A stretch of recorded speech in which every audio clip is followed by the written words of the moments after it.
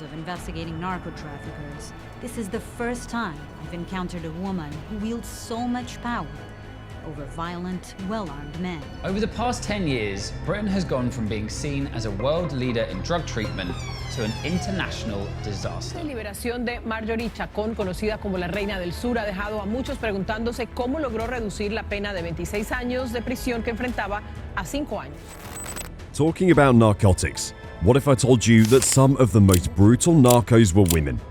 Usually we picture cruel males like Pablo Escobar or El Chapo as being surrounded by a crew of loyal, aggressive soldiers. If you're surprised, it's understandable given that men are typically connected with war. But what happens when women take arms? Hello everyone and welcome back to our channel. We try our best to keep you updated on the crime world, and today's video is on a similar topic.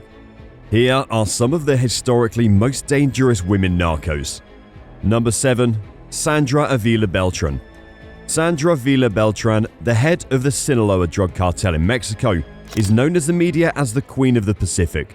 She may have been a third-generation member of a cartel family when she was born, but she took care to never leave behind any records of her illegal actions. Avila Beltran operated for years unseen by police officers, but in 2001, a 9-ton tuna boat carrying cocaine that could be linked to Sandra and a lover was captured. A few months later, when she alleged that her adolescent son had been abducted for a $5 million ransom, police suspicions increased. He was eventually delivered safely, but the police didn't stop looking into Avila Beltran.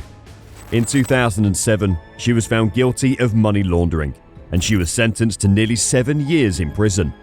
She convinced investigators to allow her to apply makeup before cops recorded her transfer to a women's jail, according to Tuscan.com. Number 6. Enadina Arellano Felix. Enadina Arellano Felix, a distant relative of Sandra Avila Beltran, is recognized by the Drug Enforcement Administration, or the DEA, as the first female drug lord in history. Enadina wanted to be the carnival queen of Mazatlan when she was a little child, but those dreams were shattered by her family's role in drug trafficking. After her brother Eduardo Arellano Felix was imprisoned in 2008, she took over the Tijuana cartel. She'd previously been a money launderer for the cartel, which she had done, to some extent, ever since she earned a bachelor's degree in accounting from a private institution in Guadalajara. Enadina Arellano Felix, now referred to as the boss, the godmother, and the narco mother, has managed to survive the fall of her brothers and the widespread deposing of cartel leaders in Mexico. Number 5. Griselda Blanco. Do you guys know that? Griselda Blanco, the Medellin cartel's drug boss from Colombia, is also known as La Madrina, Black Widow, the cocaine godmother, and the queen of narco trafficking. Griselda was a trailblazer in the Miami-based cocaine drug trade and criminal underworld from the 1970s to the early 2000s, but she also shipped drugs to New York and Southern California. It is assumed that she committed roughly 200 killings during her criminal career, and she got involved young. Blanco is accused of kidnapping and attempting to demand a ransom for a little child from a wealthy Colombian neighborhood when he was just 11 years old. Griselda shot the child after the kid's parents ignored her and declined to pay the ransom. So it should come as no surprise that Blanco's gangsters and their rivals worked violently. And because of this violence, there was an atmosphere of lawlessness, especially in Miami, which resulted in the Cocaine Cowboy Wars, a full-scale drug conflict.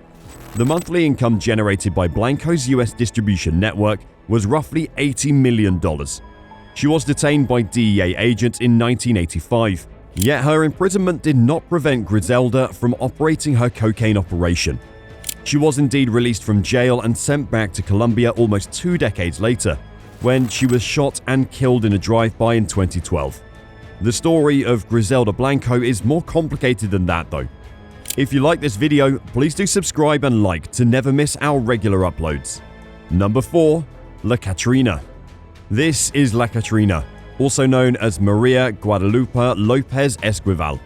She was the leader of a notorious hit squad that left a trail of blood wherever they went. Maria came from honest beginnings. She was the daughter of a rancher and a housewife. She grew up in the city of Tepalcatepec, but she knew she didn't want to stay there for very long.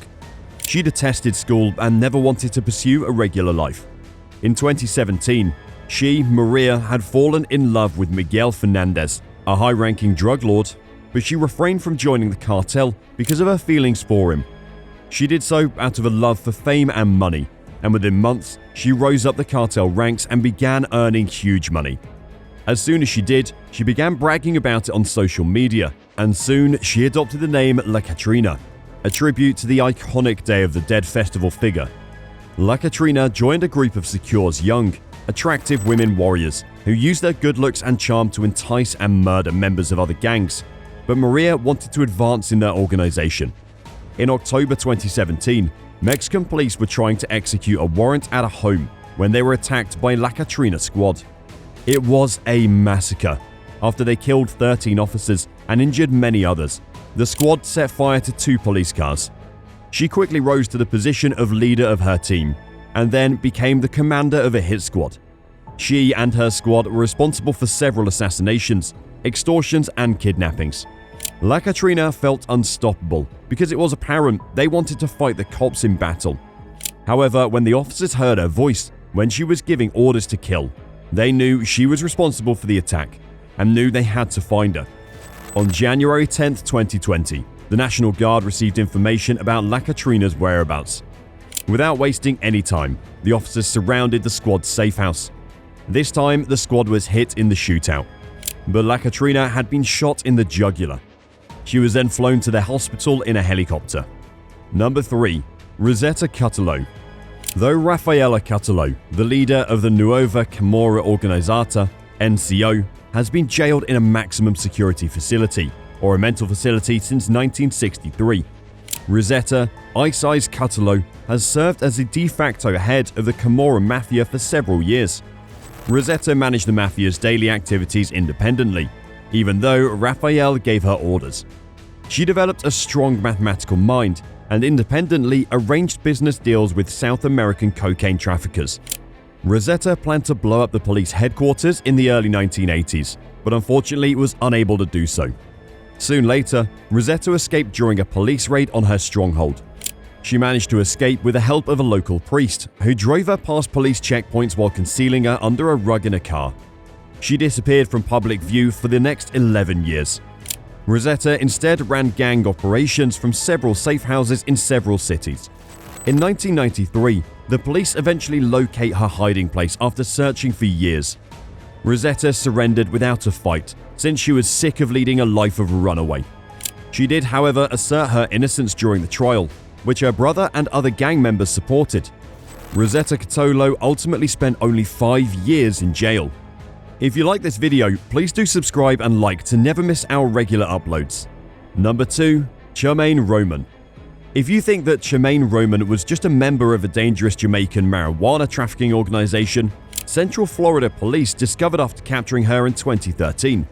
But Charmaine was also the mastermind. Authorities claimed that Roman used the Wynn Casino in Las Vegas and a dormant concert promotion business named the Sure Thing Investments to launder millions of dollars in drug money. Authorities raided her organization and seized $200,000 in cash, along with 3,200 pounds of marijuana, firearms, and cars. Number 1. Jemica Thompson. Jemica Thompson, known as the Queen Pin, became the head of the Los Angeles cocaine trade at the height of the drug wars in the 1980s. Jemica had to find a method to support herself when she was young after being expelled from her house. She allied with Anthony M. Daff Mosley, an older guy who operated a successful cocaine trafficking operation. They later got married and had a son together. Thompson was horrified when Mosley was killed in a drive-by shooting, but she continued, along with developing her cocaine trafficking operation across the country. She also made an order from a Los Angeles-based hair company that marketed to celebrities. She once dated a man with the nickname Cheese, but after their breakup, he told the police about her. While Jemica spent the following 2 years hiding out, her son's 6th grade graduation was scheduled for 1993. Police were waiting for Jemica at the ceremony when she returned home to support her son, and they took her into custody. The Queen Pin was jailed in a high-security facility until 2005, but she's now a South Central Los Angeles missionary serving at Second Chance Ministries. Her ministerial goal is to show people how God will always give them a second chance in life. Thanks for watching the video till the end. For more interesting videos, subscribe to our channel. Don't forget to mention whether you think these women are badasses, who would do anything for themselves, or criminals who are taking advantage of this unfair world. If you liked the video, make sure to hit the like button and we'll meet you with another amazing video.